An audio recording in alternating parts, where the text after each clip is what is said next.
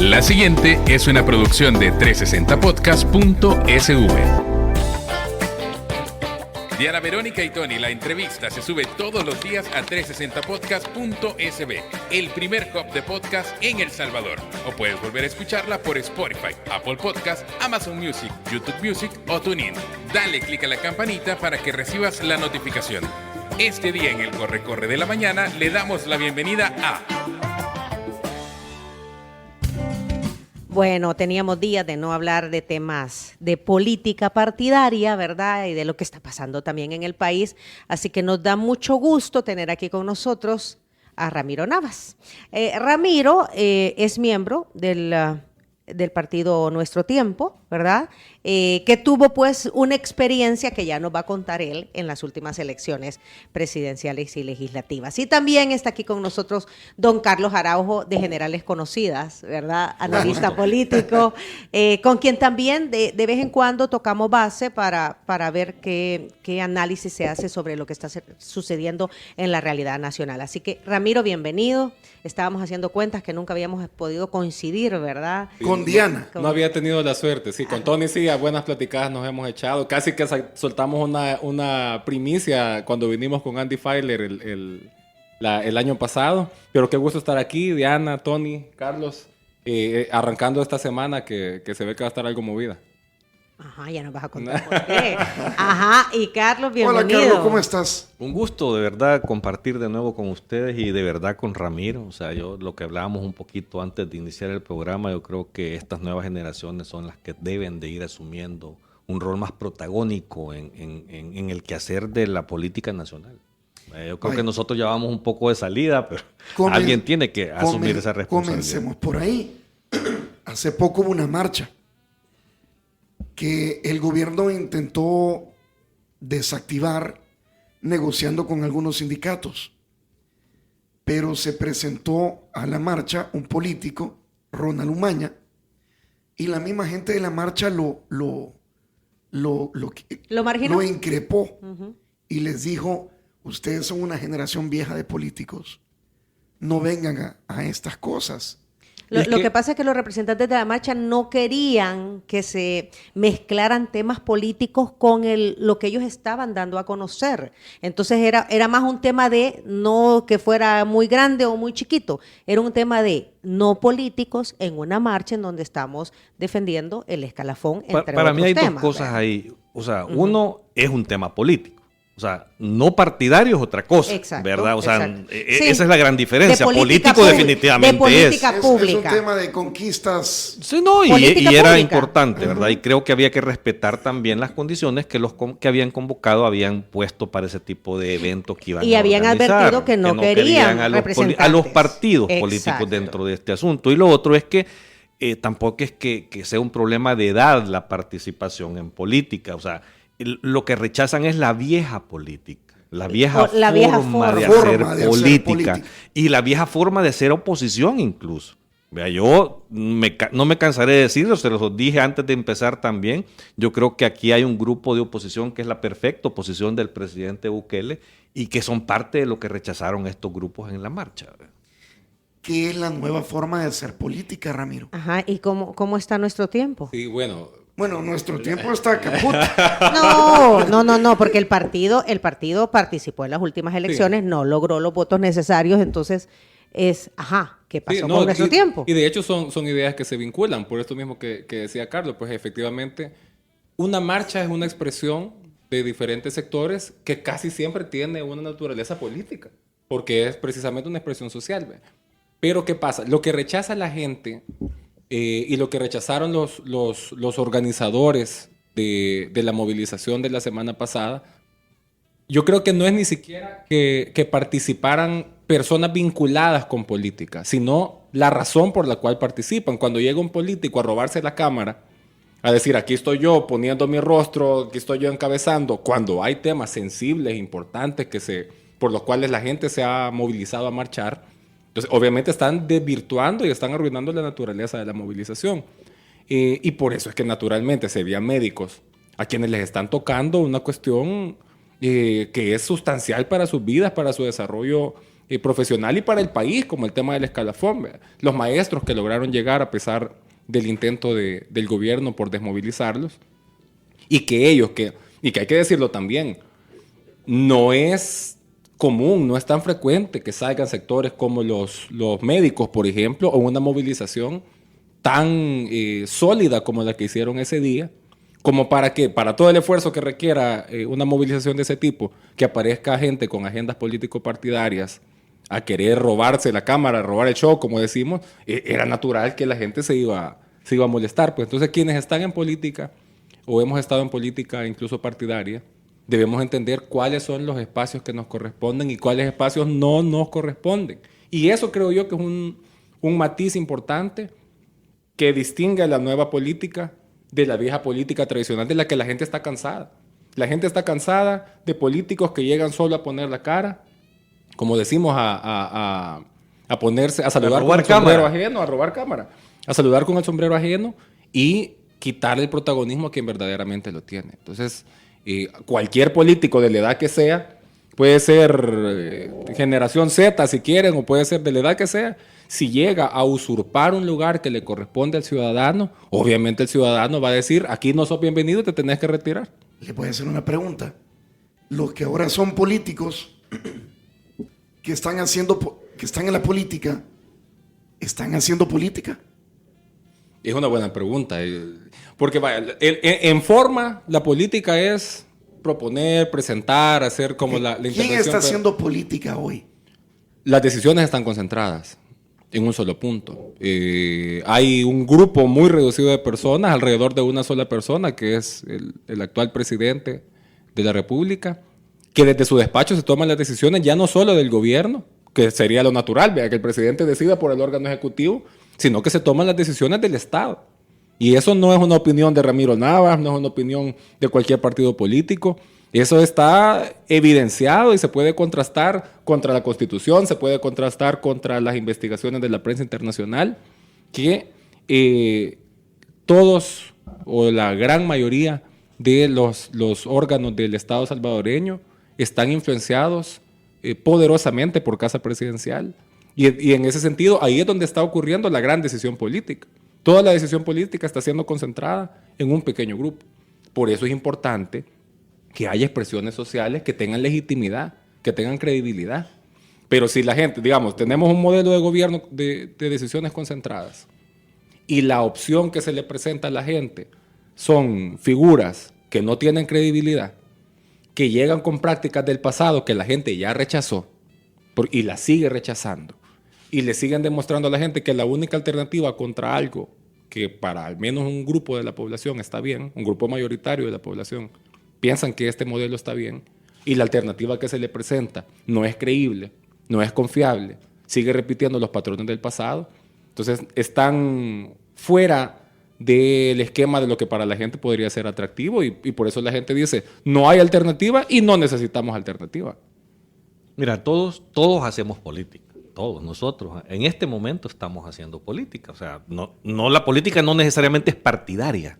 Mira, que esa es la gran diferencia. O sea, hay desde las organizaciones de la sociedad, hay política de oposición ciudadana normal, o sea, sin buscar un interés partidario como tal.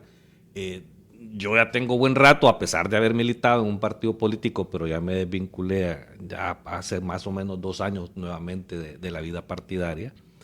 Y he seguido siendo oposición, o sea, yo no oculto que soy oposición.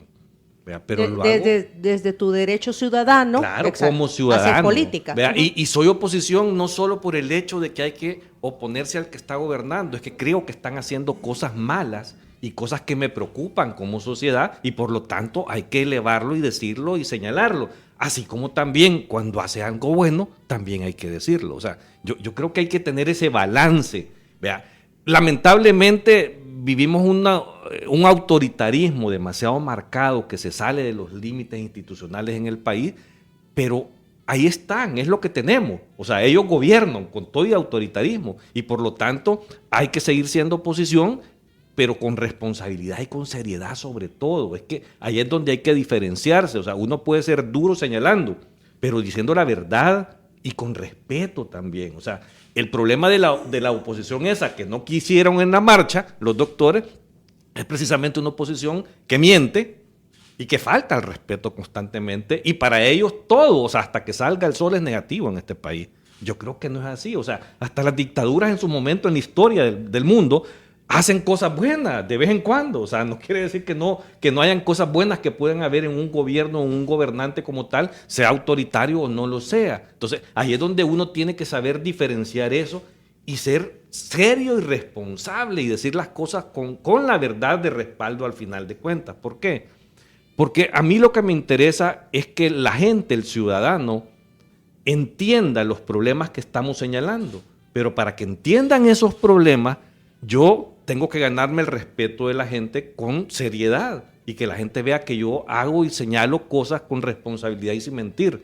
Poco a poco la gente, al final, si tiene lógica y pone las cosas al final en una balanza, va a entender que lo que estamos diciendo algo en este momento, sin un interés partidario como tal, es porque queremos que la sociedad mejore, que el país cambie, que la gente viva mejor. Entonces, si la gente entiende eso al final de cuentas, nos va a permitir que le hablemos y que le planteemos las soluciones como tal. Pero yo te he escuchado a ti y a algunos otros, Carlos, decir que el gran problema de los otros partidos que no están en el gobierno es que no aceptan que hay cosas positivas, ¿ya? Y como tú decías, solo se dedican a criticar, y entonces la gente que sí está viviendo las cosas positivas y inciden en sus vidas. Yo te pongo el mejor ejemplo. Entonces no les creen. El mejor ejemplo, claro, el tema de seguridad. Exacto. ¿Verdad? O sea, yo voy a seguir señalando que el método utilizado no ha sido el más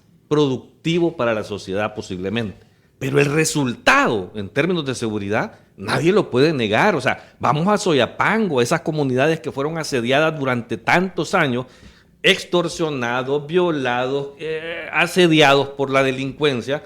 Esa gente vive feliz en este momento en temas de seguridad. Ha tenido un cambio de 180 grados, entonces, exacto. Y esa la gente lo reconoce, y se lo reconoce al presidente, y no tengo por qué negarlo. O sea, que se le pasó la mano, pero al final de cuentas ya estamos ahí. Yo no le puedo decir que retroceda y que volvamos a la época de las maras, no. O sea, que trate de resarcir los daños que han causado a gente inocente, porque lo han causado, pero hay que consolidar lo que ya se logró y no podemos negar que se logró, porque eso es una realidad también. Ajá. ¿Qué opinas al respecto, Ramiro? Creo que eso se vincula sí, al micrófono, Ramiro. A propósito de lo que preguntaba Tony sobre quién está haciendo política ahora, ¿no? Política es básicamente la percepción, o se basa en la percepción que tiene la gente sobre las decisiones que afectan su vida. Y la gente tiene la percepción precisamente de lo que decía Carlos, ¿no? De que ahora se puede transitar más seguro en el país. Entonces, si la gente percibe eso, cualquier, sea opositor, sea oficialista, sea político, sea de la sociedad civil, lo que sea, cualquiera que vaya contra el sentido de lo que la gente percibe como positivo, la gente va a poner un bloqueo inmediato. Claro. Y creo... Y ese es el problema de esos grupos de oposición. Exactamente. Que hasta eso es malo, no reconoce que es cierto. Y creo que esta es una buena oportunidad también para ser autocríticos para quienes estuvimos o estamos en los partidos de oposición. En la campaña anterior, claro, el malestar era evidente por muchas políticas que no nos parecen del gobierno, pero sí... quizás faltó un poco empatizar con cuál es la realidad cotidiana de la gente. La gente tiene una forma de percibir las cosas. Entonces, por ejemplo, con el tema de seguridad, es innegable que ahora hay una condición diferente, ¿no? Que hace 10 años no estábamos como estamos hoy, que hace 30 años no estábamos como estamos hoy. Uno puede hacer una propuesta y una valoración, y si me preguntan a mí, yo creo que este es un método que está solventando superficialmente, pero no atiende las causas estructurales del fenómeno de la violencia social en un país como El Salvador. Es como, yo siempre pongo este ejemplo, si una persona tiene una enfermedad terminal grave, un cáncer, una enfermedad terrible, y no ha sido diagnosticada, y un síntoma de esa enfermedad terminal es que le duele la cabeza, si se toma un analgésico le va a quitar el dolor de cabeza en un ratito, y va a decir ya me alivié, y puede estar tomando analgésico sin saber que tiene una enfermedad más profunda. Entonces, obviamente... medidas que resuelvan el problema superficial son como un analgésico. Y están bien y la gente las va a percibir bien. ¿Cuál es la responsabilidad de la oposición? Entender, uno, que no se le puede quitar el analgésico a la gente si le está aliviando el dolor. Si la gente siente que está más segura, si percibe que está más segura, no se le puede ir a decir a la gente eso que a usted la hace sentir segura. Ahora, lo que pasa es que no es que perciba, es que vive más segura. Yo creo que allí también hay que ser bien, a ver, los pies en la tierra. Porque como decía Carlos, cuando tú conversas con gente que vivía en colonias o en porque zonas. Nosotros no lo vivimos. Exacto, porque nosotros vivimos en otros sectores en donde ese tema... Podíamos evadirlo. Podríamos evadirlo, exacto. Pero cuando tú conversas con la gente que vive en esos lugares, sí, o sea, lo viven, sí, es así. sí, o sea, claro. Eso es obvio. Ahora bien, muchos dicen, sí, pero hay que contrarrestar las causas que originan los problemas sociales. Y ahí está una Secretaría de Integración Social, la que maneja Alejandro Guzmán, que está precisamente trabajando en temas de origen de situaciones delincuenciales. Pero ¿cuántos vuelven a ver a Alejandro? ¿Y cuántos vuelven a ver lo que está haciendo? Sí, no, definitivamente. Se habla muy poco. Entonces, claro, porque eso lleva proceso, lleva tiempo, no es fácil. La pregunta es, el día después del régimen de excepción, ¿qué va a pasar? Exacto. Bye. Hace poco han pasado dos cosas. Yo la semana pasada escuché a una política decirle a otra política que cualquier cosa que viniera de ella, solo porque viniera de ella, no lo iban a tomar en cuenta. Error. Bye. Y el fin de semana estaba allá en España el presidente de la Asamblea tomándose una foto en el Clásico. Yo me puse a pensar, bueno, pero el señor puede haber comprado su pasaje con lo que se gana de su salario. Era fin de semana. O sea, no, ¿cuál es el problema que él esté allá viendo un partido? O sea, ninguno. Todo depende. O sea, hay un montón de cosas pero depende. O sea, a mí me decís, Carlos Calleja fue a ver el partido, aunque fuera político, no me extrañaría en lo absoluto. Pero el problema es que si un político, no solo él, el del que estás hablando. ¿Cómo ver ese tipo de situaciones? Si antes de ser político de ese nivel no podía darse ese lujo, sí es cuestionable lo que está haciendo en este momento. Porque esa entrada vale más de 3,000 euros. Y no solo andaba él. Y para ir un fin de semana se tuvo que haber gastado más de $25,000 con toda la comitiva que podía haber andado de su familia. Pero yo solo lo vi a él. No, pero no solo andaba él. Alguien le tomó la foto, le dio a un niño una cartera. Él lo subió. La subió después de que alguien subió el video que se estaba tomando la foto. O sea, ya me descubrieron, evidente, yo subo la foto. La foto él la subió después. ¿Vea? Pero no solo andaba él y otras personas que lo acompañaban. Entonces, ir un fin de semana a Madrid, en ese nivel de ese estadio, de un clásico, lo que vale, boletos, hoteles, fin de semana, todo lo que querrás, sumar todo eso. Mi pregunta es, ¿se podía dar ese lujo antes de ser presidente de la Asamblea Legislativa? Esa es mi pregunta. Sí, porque no se lo podía dar. Eso te lo puedo Pero además, vaya, imaginemos que lo pagó con su salario, que iba solo él, que lo hizo todo adecuadamente. Supongamos, yo no tengo cómo asegurarlo porque no lo sé. Y ese es el problema. Que ¿De qué momento viene la Asamblea Legislativa ahorita? No las asambleas anteriores, esta, de ser cuestionada por contrataciones sumamente cuestionables, valga la redundancia, de gente con salarios astronómicos, sin la preparación adecuada para ocupar esos cargos. En un momento que la Asamblea oculta todo su presupuesto y el manejo de él, claro, y cómo gastan el dinero. Si la gente no tiene cómo saber cómo se desempeña el presupuesto asignado para la Asamblea Legislativa, si lo que se ha conocido por filtraciones y asumido por ellos, porque al final ellos terminaron, porque son reactivos, al final terminaron ellos publicando las planillas, es que está esa gente ganando esas cantidades astronómicas. O sea, la Asamblea actual está siendo cuestionada por su uso irresponsable de los fondos públicos. Y en ese mismo momento aparece el presidente de la Asamblea Legislativa. ¿No te acordás que Lorena Peña, cómo la cuestionaron por una papaya? De $1. Y sí. Ahora que todo el gasto es secreto. Sí, entonces, ¿qué pasa? Es como la del pastorcillo mentiroso. Si toda la vida el pastorcillo está diciendo, ahí viene el lobo, cuando venga el lobo, tal vez esta vez sea realidad, no se le va a creer. Entonces, ¿cómo se soluciona esto? Si el señor presidente de la Asamblea Legislativa quiere darse un paseo de fin de semana, o cualquier político, y lo puede hacer con su fondo, vaya, está bien.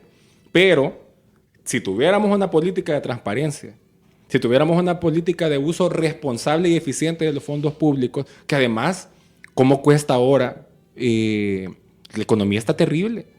A la gente le cuesta esos centavitos que van a terminar al Estado para que se terminen usando irresponsablemente. Si tu informe de probidad fuera público. Claro. Entonces... Ahí es donde nace la interrogante, porque no hay transparencia. Exacto. El morbo está, o sea, y es que no somos niños de teta, o sea, ya venimos del pasado de ver todo, o sea, antes que había transparencia, entre comillas, con la ley de acceso a la información pública, vemos las sinvergüenzadas que se descubrieron y ahora que todo es secreto, o sea, y todavía sabiendo que esas personas antes de entrar al gobierno no eran ricos ni millonarios, hasta el nivel presidencial, entonces, ¿cómo es posible que aparezcan comprando propiedades de ese tipo o viajando de esa forma? O sea, de verdad, o sea, no, creo que no podemos ni matizarlo siquiera. O sea, de verdad, ellos están cometiendo los errores del pasado más concentrados todavía y van a terminar pagando las consecuencias. Es que Tony Saca, cuando gobernó, fue presidente, su época de presidente, no le descubrieron nada. A Mauricio Funes tampoco. Si hasta que salen es cuando empieza a destaparse la olla y empiezan a pagar las consecuencias. Y al final van a pagarlas. De eso estoy 100% seguro. Tarde o temprano las pagarán. Muy bien, son las 8 de la mañana con 36 minutos. Hay que hacer pausa, pero antes entregamos... Antes tengo aquí, dice, La Palma y el túnel Pacas semilavado. Así es, Cherito Café, que es el café que estamos disfrutando aquí en la cabina, orgullosamente salvadoreño. Les vamos a entregar, o les estamos entregando ya a nuestros invitados, Carlos Araujo y Ramiro Navas, una bolsa de Cherito Café. Usted puede disfrutar también Cherito Café. Lo encuentra en Bolengo Plaza, en el Boulevard del Hipódromo, en las tiendas Tengo, que están en varios centros comerciales, o a través de las redes sociales, @cheritocafé.sb. Ya vino San Martín, mira, hay que conmemorar el Día de Todos los Santos. El pan de muerto. O los fieles difuntos. ¿Cómo era? Santos difuntos, dicen uno. Fieles difuntos. Ajá, fieles difuntos. Hay unos que persiguen. El otro día se persignaron enfrente de Roberto, pero bien. Con el mejor pan de muerto que solo encuentras en San Martín. Vive esta tradición disfrutando y compartiendo en familia con las presentaciones. Miren, el tradicional, el cubierto con azúcar granulada, el relleno de crema Bavaria o los cubiertos con chocolate. Disponibles en todas las tiendas de San Martín. Y el desayuno lo trajo. Línea Rosa. Línea Rosa, así es. Hablando de muertos, no me lo tomes a mal. Ya vi por dónde va la cosa. Hablando de muertos. Vamos a ver cómo pero reviven. Aquí hay muertos que reviven, ¿verdad, Ramiro? ¿Cómo reviven? Ya nos vas a contar. Sí. Bueno, sí, ya nos va a contar qué está pasando con nuestro tiempo. Malo, ¿verdad? Tony, malo. Hablando, Y eso que no puedo hablar bien. Yo vi, desde que dijo del pan de muertos, vi que me tiraba así la mirada. ¿Por dónde va esto? No, pero es que... bueno, ¿cómo es? Sí, bueno, en cuidados intensivos. Sí, no. En proceso de restauración. Vamos a ver cómo revive nuestro tiempo. Las mayugones lo están arreglando. Muy bien, Línea Rosa nos trajo los desayunos. Línea Rosa, servicio de transporte conducido por mujeres. 6200-4491 y a través de Línea Rosa App las puede contratar. Una breve pausa, regresamos.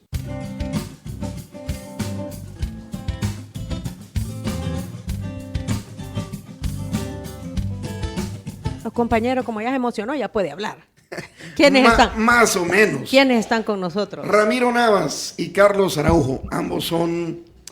Es que ese calificativo de analista político está bien desgastado, ¿verdad? Sí, nosotros somos ciudadanos preocupados por el país. Y que al final de cuentas somos panelistas en programas de opinión. Que venimos a analizar la realidad nacional nada más, de lo que creemos desde nuestro punto de vista. Como ciudadano. Como ciudadano. Y Ramiro quedó pendiente de que... de lo muerto, ¿no? Al desaparecer nuestro tiempo como partido político, tú estás intentando regresar con otro instrumento. ¿De qué se trata? Sí, bueno, primero decir que nuestro tiempo fue una experiencia, yo me atrevería a decir un experimento político que le tocó uno de los momentos más adversos en la historia del país.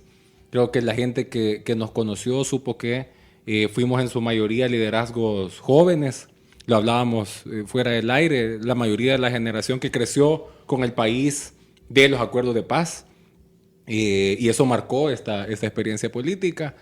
Hemos pasado los meses después de las elecciones platicando entre nosotros, haciendo nuestra reflexión. Nos hemos cuidado mucho de no ser autocomplacientes, de decir somos solo víctimas y todo lo hicimos bien, sino reflexionar también en qué nos podemos haber equivocado. Y yo creo que esa es una de las virtudes que le hace falta hoy a la política.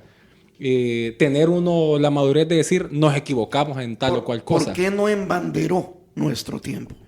Hay muchos factores. Creo que uno de los más importantes, y no me da pena decirlo, es que fuimos el esfuerzo que más se dedicó a construir una plataforma opositora más amplia que un solo partido político. Y está la evidencia en los espacios en los que participamos, liderazgos de nuestro tiempo, desde el 2021-22, que decíamos tenemos que construir una cuestión más amplia. Entonces, pasamos a segundo plano la tarea de construir nuestro propio partido, de fortalecer nuestro propio partido para construir una plataforma más grande. No creo que eso haya sido un error, pero creo que fue un factor que determinó bastante.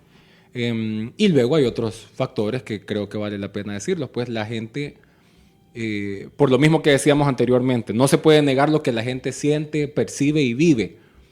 La gente decidió en el 2019 una ruptura con la forma de política que se hacía antes, una ruptura con la política tradicional.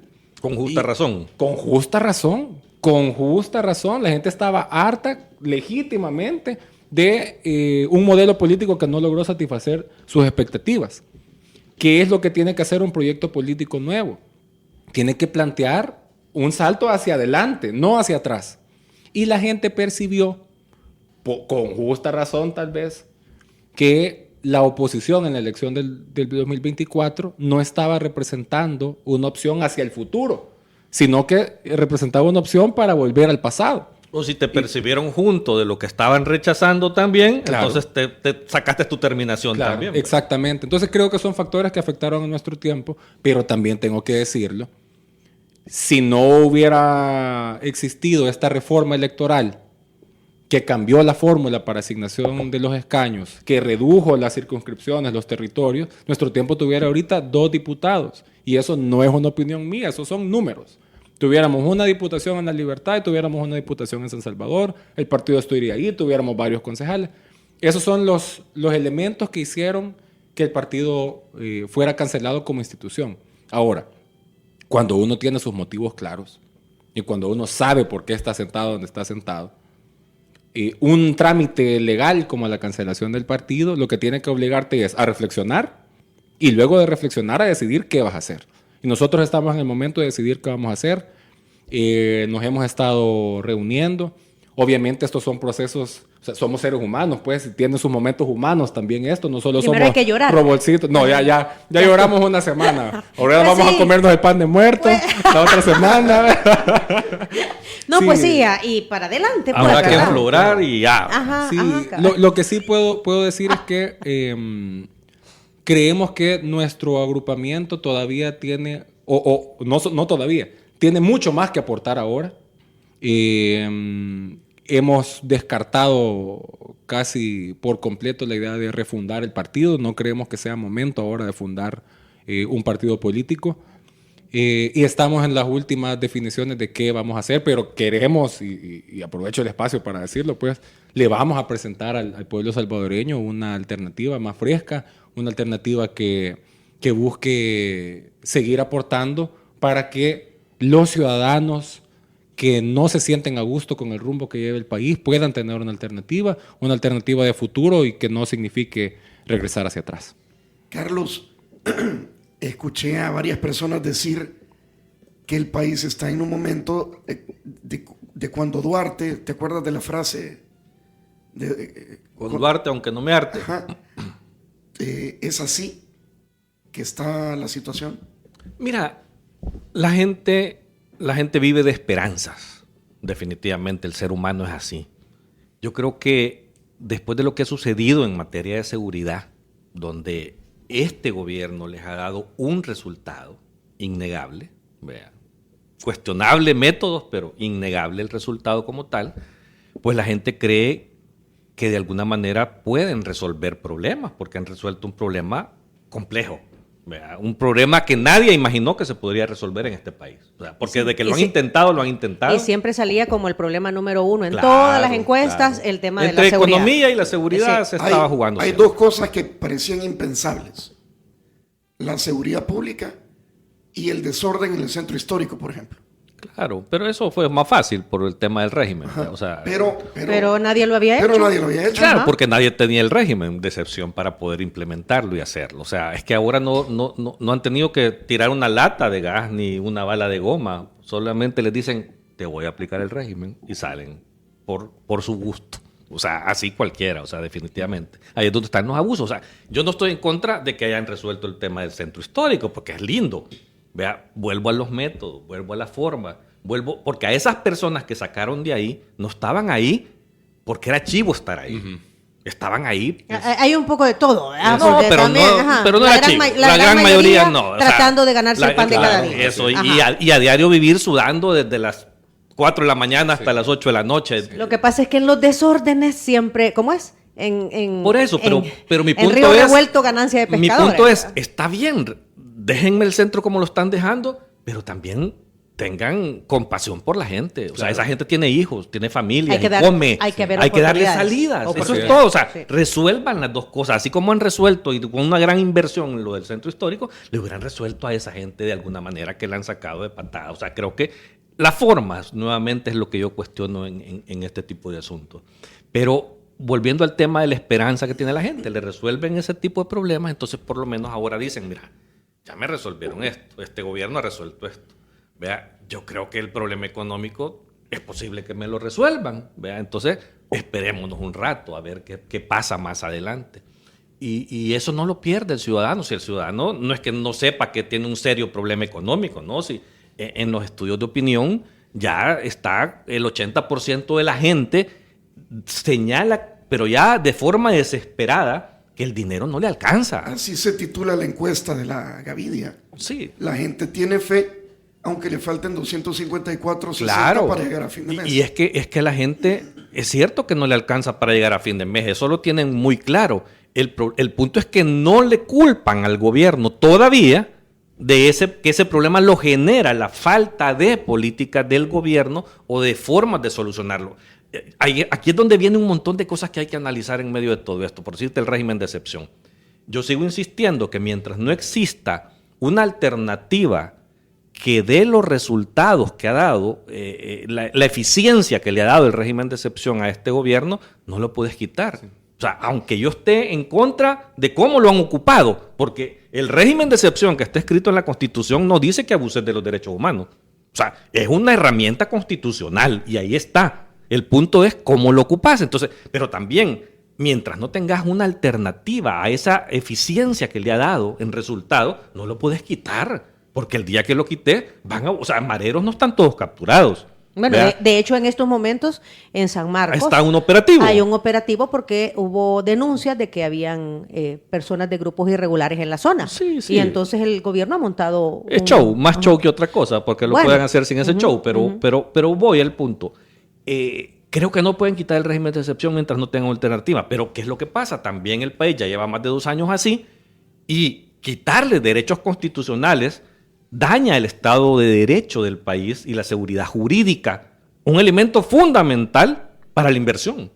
O sea, en un país sin seguridad jurídica no viene... Bueno, aquí veamos los índices económicos, la inversión internacional. No hay.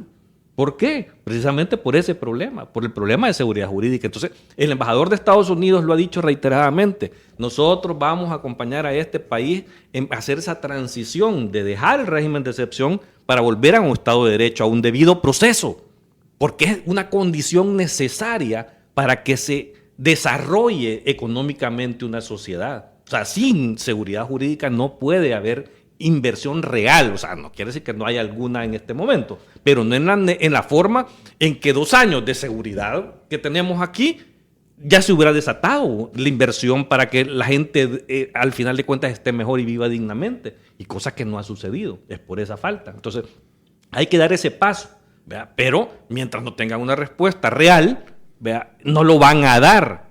Entonces el punto es cómo se ayuda, cómo se contribuye a que ese paso pueda darlo el gobierno. Aquí es donde todos los salvadoreños tenemos que ver cómo aportamos y ayudamos. O sea, pero no se trata solo de decir todos los meses, por decir, en la Asamblea Legislativa, los partidos de oposición, los diputados que son 3, que yo tengo cariño por estas personas, cada mes que llegue el régimen de excepción, es no. Pues sí, pero ¿y por qué no decís no y me das una alternativa? Pues? ¿Por qué no creas una forma? O sea, decime que no está bien, pero decime cómo resolvemos entonces la eficacia que me dé el instrumento. Porque decir que no, porque no es chiche.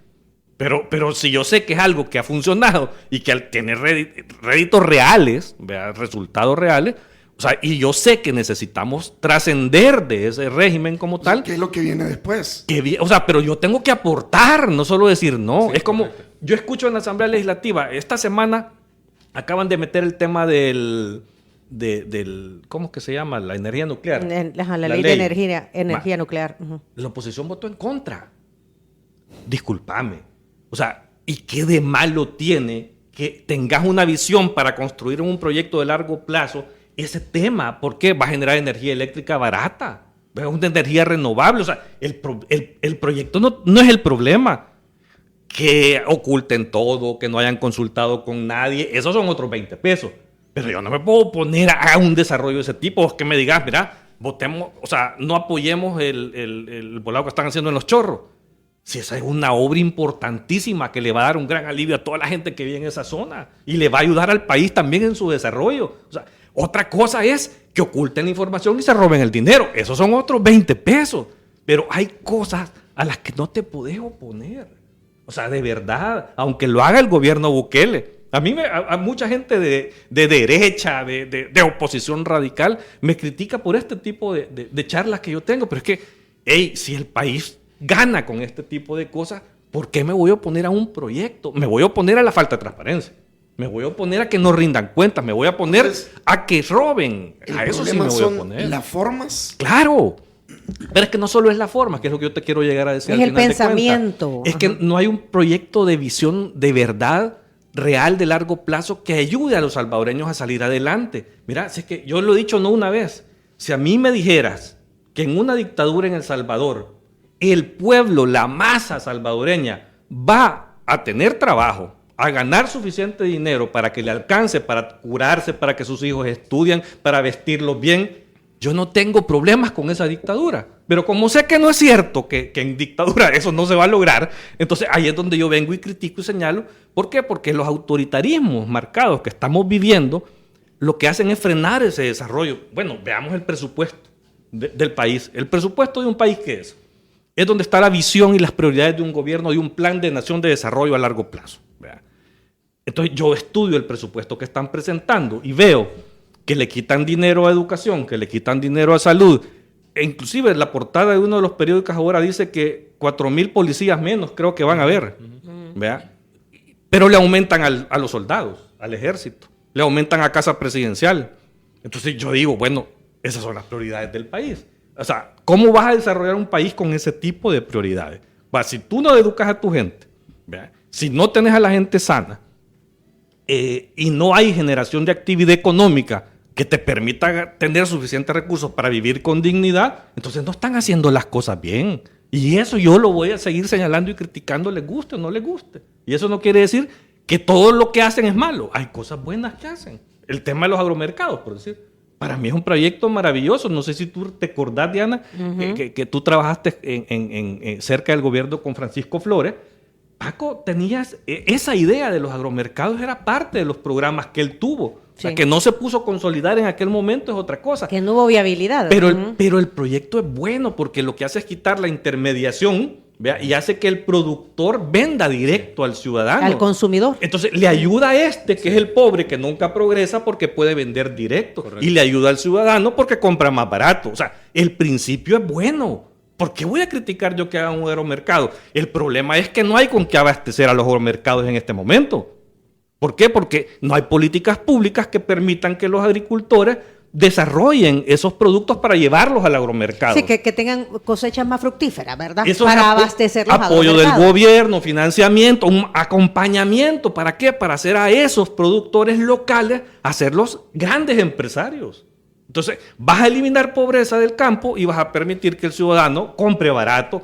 Es un buen proyecto. Es una relación ganar-ganar. ¿Cuál es el problema del gobierno? De que solo pone el concepto de agromercado, pero no le ayuda al productor, entonces no hay la solución que anda buscando, no existe. Ese es el problema. Ramiro. Yo creo que ahí hay la definición de si las políticas del gobierno, de cualquier gobierno, son buenas o son malas. Hay que verlas desde los anteojos de para quién se está gobernando. Cuando uno ve, por ejemplo, el tema del centro, claro, estéticamente es bonito.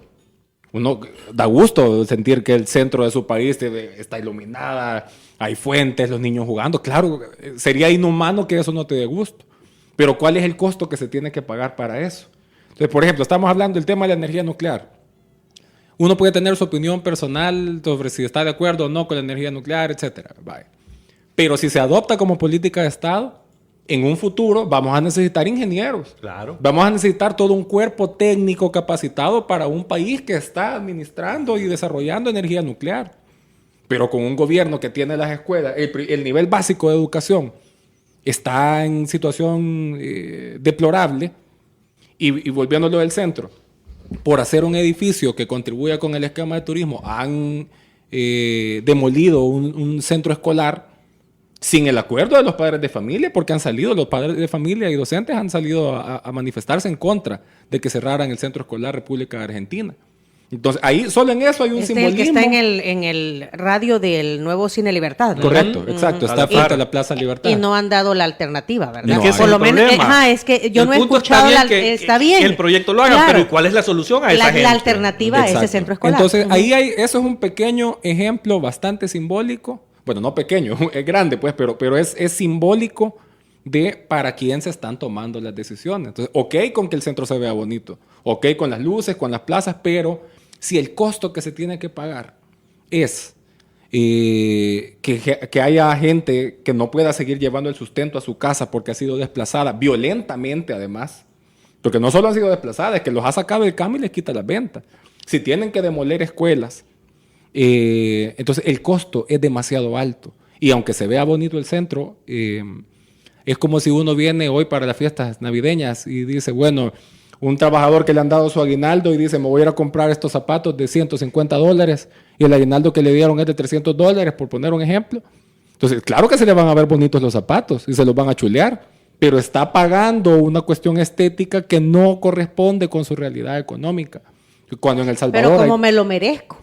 Ajá, pero se me ve bonito, para esto he trabajado. Entonces, en un país que está deprimido económicamente, que tiene miles y miles de familias que no alcanzan a cubrir su canasta básica, es un lujo excesivo estar pensando en la estética de las plazas cuando no estamos invirtiendo adecuadamente en el sistema educativo, en el sistema de salud, que nunca está abastecido de medicamentos, que la atención es terrible y no es culpa de los médicos, es culpa de quienes toman las decisiones. O sea, hay deficiencia, ¿verdad? Así es. Porque hay mucha gente en el sistema de salud que está haciendo las cosas bien. Claro, por ¿verdad? supuesto. Hay un montón de... Y es un error echarles la culpa. Pero desgraciadamente hay 2 que 3, ¿verdad? Que siempre, por los cuales se dice, ay, me atendieron mal, pero la gran mayoría trata de hacer bien, o sea, Sí. se esfuerza. O sea, dicho, no es un por hacer problema, bien su no es trabajo. un problema necesariamente del personal de salud en su conjunto, es de la política de salud que tiene un gobierno que, bueno, se desmontó todo el tema de la territorialización de la salud. Antes existían, hace 10 años existían los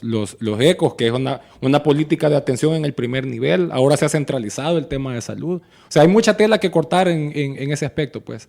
Pero la síntesis de esto es: no se puede llevar el desarrollo a un país, desarrollo real, con justicia social, si se gobierna para un pequeño grupo que se está beneficiando económicamente y no se atiende las causas reales de la pobreza, de la desigualdad, de la violencia, que es darle oportunidades reales de educación, de salud, de vivienda, de derechos básicos Yo creo a la que gran mayoría. ese es un punto importante para quién gobierna. O sea, este gobierno, de verdad, creo que hay grandes capitales en este país que en este momento están más contentos que cuando Arena estuvo en el gobierno. Sí. Y uno de los ejemplos es en el tema de la construcción.